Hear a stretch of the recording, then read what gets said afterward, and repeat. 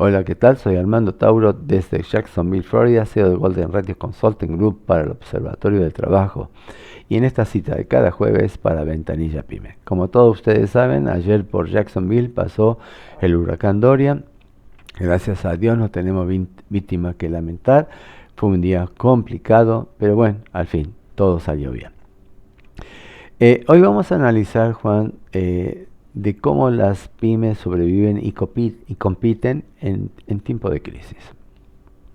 Como todos sabemos, las pymes son las mayores generadoras de empleo, en su conjunto tienen un peso importantísimo dentro de todas las economías, pero también son las más vulnerables a las turbulencias.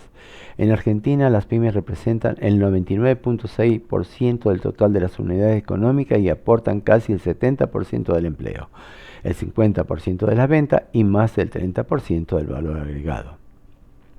Durante los últimos 50 años, las pymes argentinas han tenido variadas y continuas turbulencias económicas, por lo que ha adquirido flexibilidad a la hora de hacer frente a los cambios de entorno donde compite.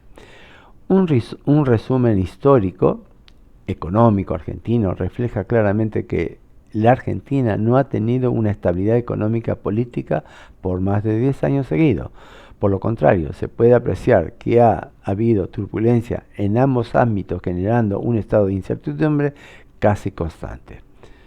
A lo largo de sus 200 años de historia, Argentina ha tenido dos puntos de inflexión y no retorno.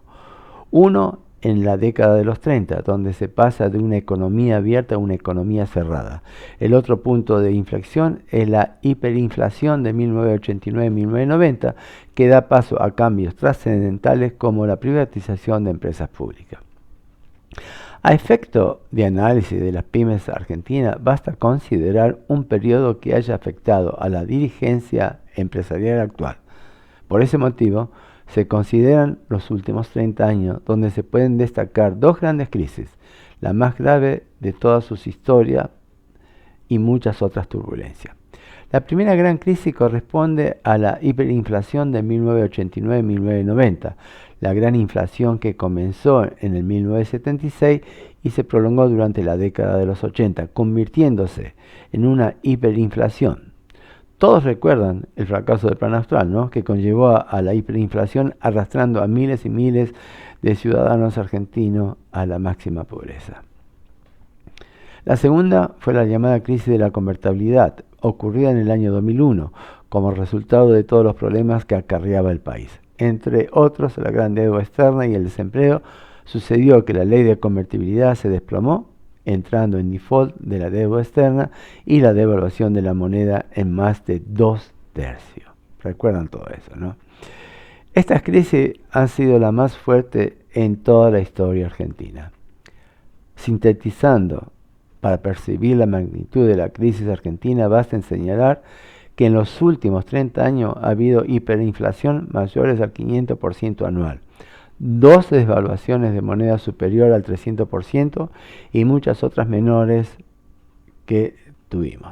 Dos incautaciones de depósito bancario y el default más grande de la historia del sistema financiero mundial, sin mencionar los cambios políticos que conllevan a cambio en la condición económica que en un promedio apenas alcanzan en permanecer en el cargo 2 años.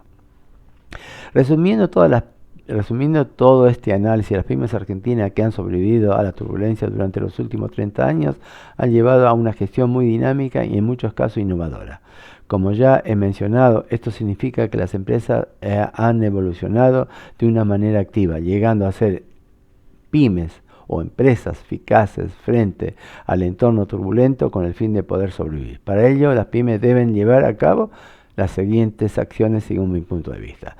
Tratar de no depender mucho de las situaciones externas. Para ello deben intentar ofrecer diferentes productos o servicios para hacer frente a las crisis. Por ejemplo, en las pymes industriales, además de disponer de los varios productos en época de crisis, deben centrarse más en el servicio postventa que en la venta de producto en sí, lo que puede suponer un elemento diferenciador frente a las competencias. Por otra parte, deben intentar tener varios clientes por un producto para que el beneficio beneficio que se obtenga con ese producto no dependa de un solo cliente concreto.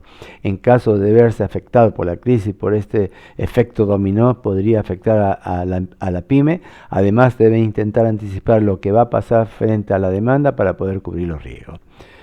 La otra gran medida generalizada es un bajo endeudamiento, ya que la intensibilidad de la economía nacional hace que las pymes no confíen en los bancos, porque no hay estabilidad. Sobrevivir a la crisis no solo significa sobrevivir a la empresa, sino que sobrevivan tanto el jefe, su familia, como sus empleados y allegados, aunque en conjunto toda la economía esté más comprimida con menos ingresos individuales.